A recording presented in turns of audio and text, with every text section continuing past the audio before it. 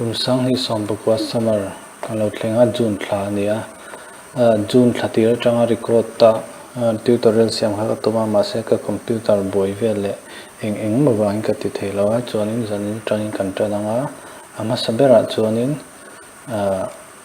heavy program te pathum hi zanina hianin kan soi kan tuma ka cover tur hi C++ ania ni kumlama khan C ka cover to a C chuan C la C++ hi tam tak code tam takin anga then khat enge ma hote te in ang lo oma le then in ang lo tak tak om boka chungte chu kan jiranga chuanin ka program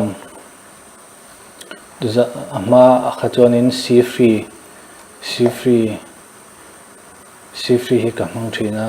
chuna chuan ubuntu hemi windows 10 na a terminal install hi ran nan ka manga chuanin ubuntu hi ka manga chuan hemi ubuntu in install zo hianin C++ ran le nan chuanin gcc install le anga hemi gcc install dan pokan soitelanga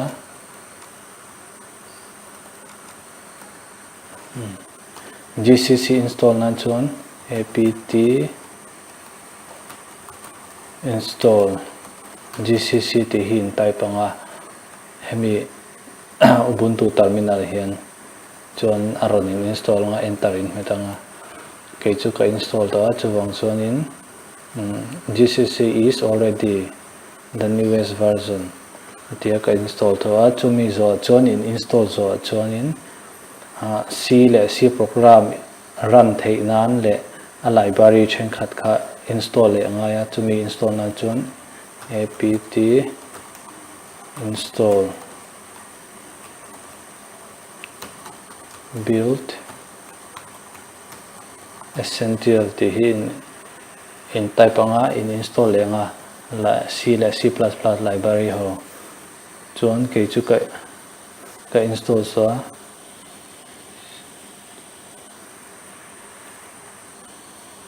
ka install to a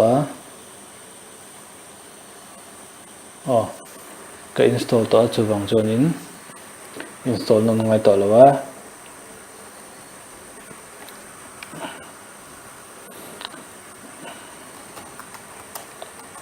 tuna kan program asaber hi write a C++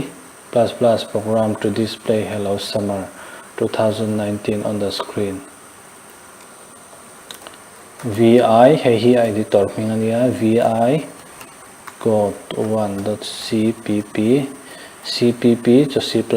tinania extension hemi hi editor mingania hemi editor hi kan mangdon tinani chuan enter kan metanga chuan kan me vele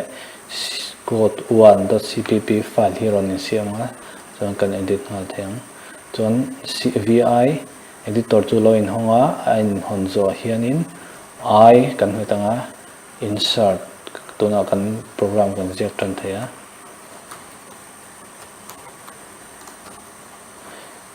c han chuan stdio.h tiang kan te kan mang thina ama se C++ chuan tlem change oma io input output tiang kan te ve thonga chuan hi bel ngai boka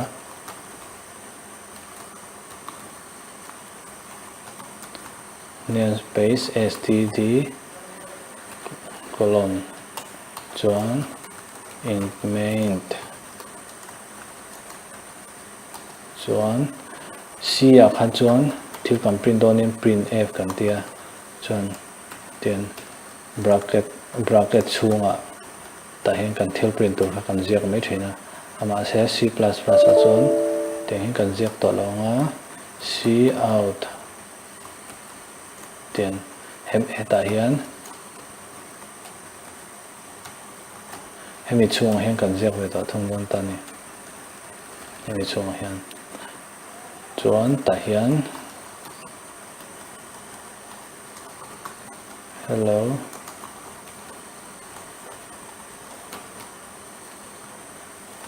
summer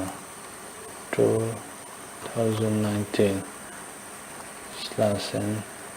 chuan endl hi end of line ania dalo pona ati thei thawa endirna heti hen lo ti taila program a work down thoni return 0 chuan kan program kan chuzawa kan chuzo hona hian kan chuzo hian esc kan hmetanga chuan save kan hmetanga chuan hetami colon lpmi kha kan hmetanga chuan hei lo oma chuan chumi zo chuan wq kan hmetanga enter ain save ta kan program chuan kan program kha ain save nge save lo kan file kha nge lo ti en nan chuan ls kan hmetanga ls chu a directory a file zong zo en nan ya chuan khi code1.cpp khi ta chuan kan ran du chuan c++ nia g file name code1.cpp ti hi kan compile na nia an compile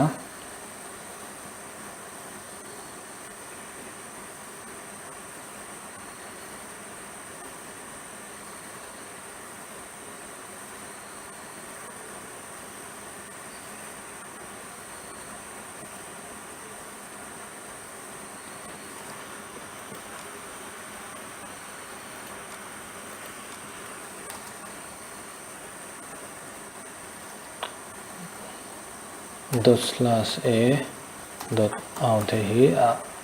aran na kan compile zo khan hei kan type anga hi chuan kan ran don hei ti han chuan hei output chuan tan hello summer 2019 chuan a program pani na write a C++ program to accept a string from the user and display it on the screen tini vi code2.cpp kan siam le I kan heta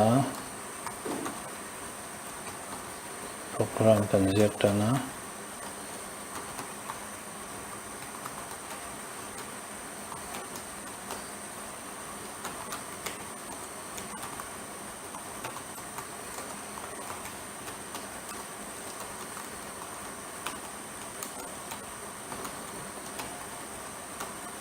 named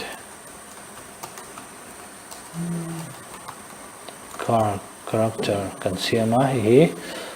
car chu number ni loin character install da theina variable ania chuanin car str aminga kan buanga chuan ta hian a leng hi chomthum chuan cout enter your name kan tia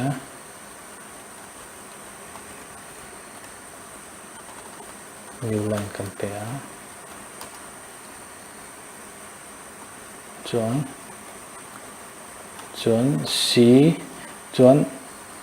string hemi string a hianin thil kan hming kan da lu dona chumi da lu nan chuan c a kan chuan scan f kan hmanga ta hi chuanin c in kan hmanga tian arrow hi out ne na opposite zong khan omnga chuan ta hian kan da na tur variable a kha kan declare kha kan da mai don string chuan chumi zo chuan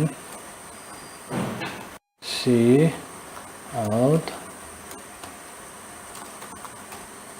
hello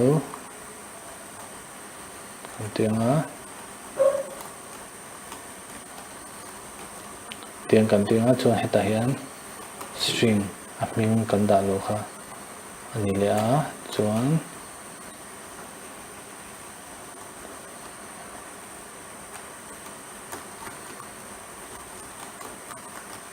welcome to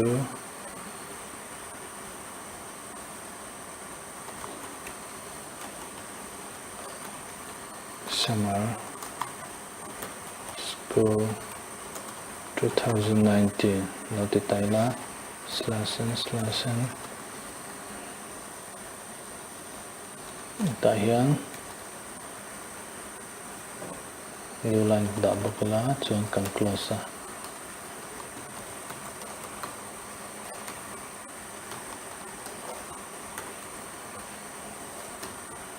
tran 0 okay kan program kan paya esc kan pressa shift kan meta colon kan pressa chuan wq chuan kan program kan save file in siam lo kan enanga ls kan file oma code2 nia kan compile nga g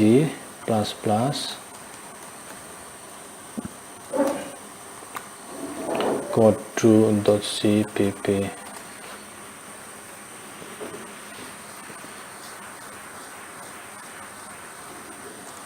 kan rana kan compile zawa kan run lenga ./a.out enter your name sky.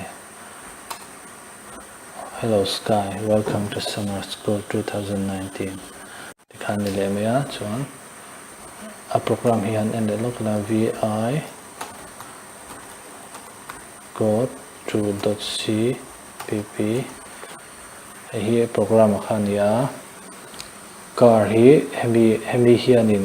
character antinan a b c d how khal lut thaitin ania hemi hianin aleng somthum thleng aleng character somthum hemi string str hianin a save thaitin ania chuan hemi a hianin kan string a kha kan da lutani chuan kan da luta hemi mang hian kan print le ta in kan print don hianin str hemi hi kan call le chuan kan print a chuan a pathum na write a c++ program to perform addition, subtraction, multiplication and division.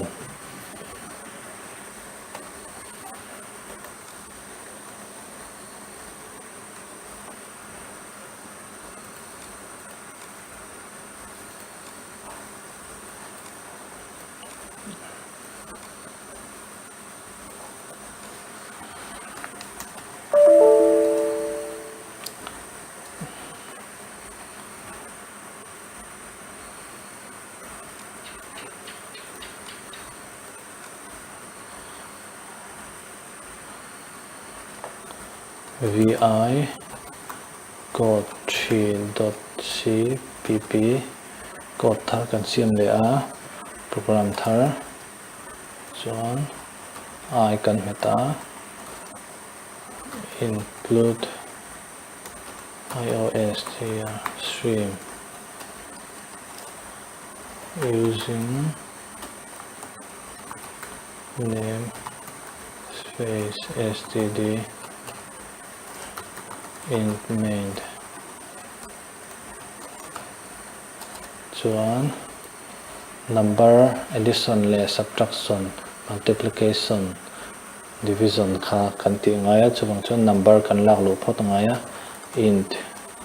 num1 num2 and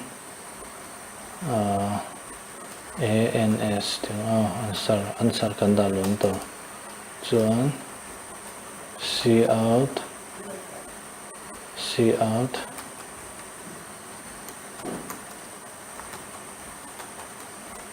enter to number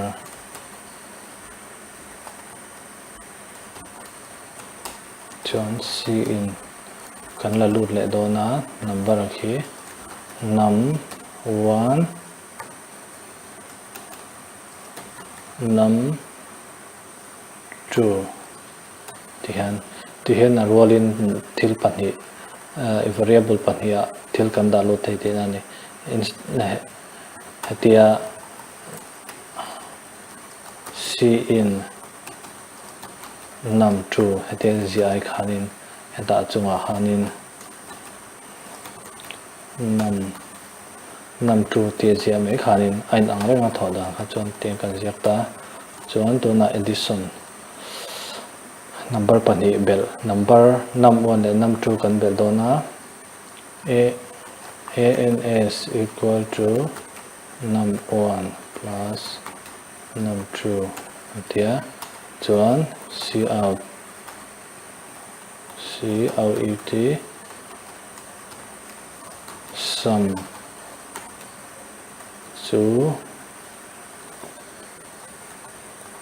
sum is equal to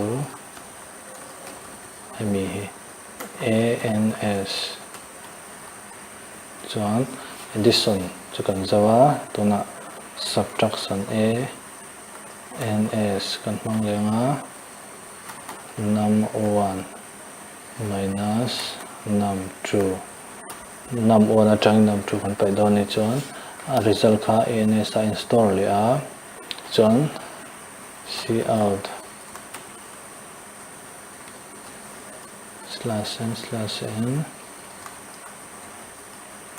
/n sub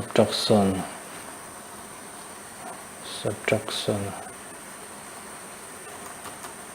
chon ta hian ans kan call le a chon helai hian in confused theya ans hi voi ni kan manga ma se hin answer ti boy chuang lo ni chan chu heta hian number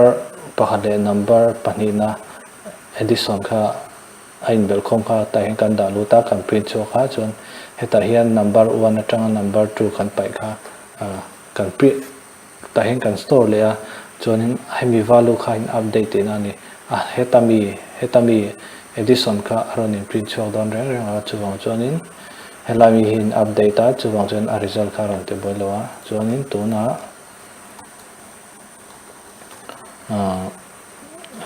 multiplication ans equal to num 1 into num 2 cout /n container mul multiplication chon ans tihan chon tuna division ans num 1 divided by num 2 chon cout /n div division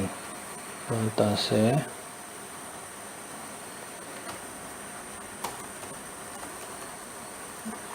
ans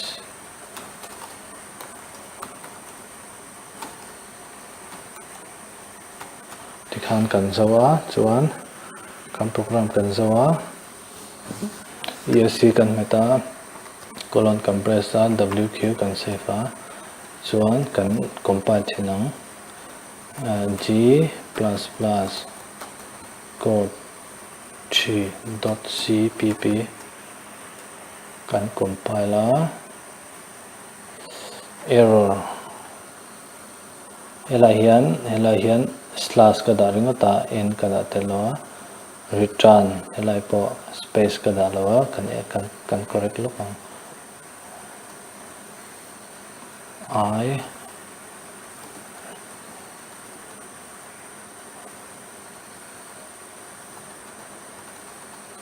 n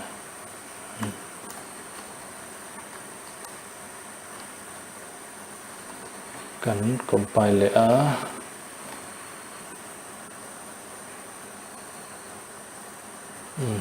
error om to lo angin a longa chuan kan run thinang ./a .out enter two number pakhat na chawka pali kan ta number pani zo 2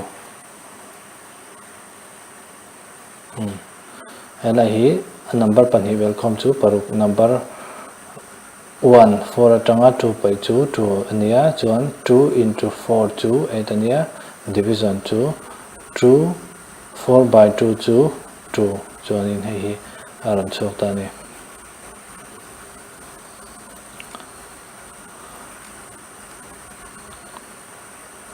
kha zanin akan jiranianga chuan in hemi ran nan hianin atuna chuan in ubuntu terminal ka manga hemi install dan le gcc install dan chu link a kan ron so kape ka tangin in lo in enfianga chuanin hemi program hi in lo try venga hemi te pathum hian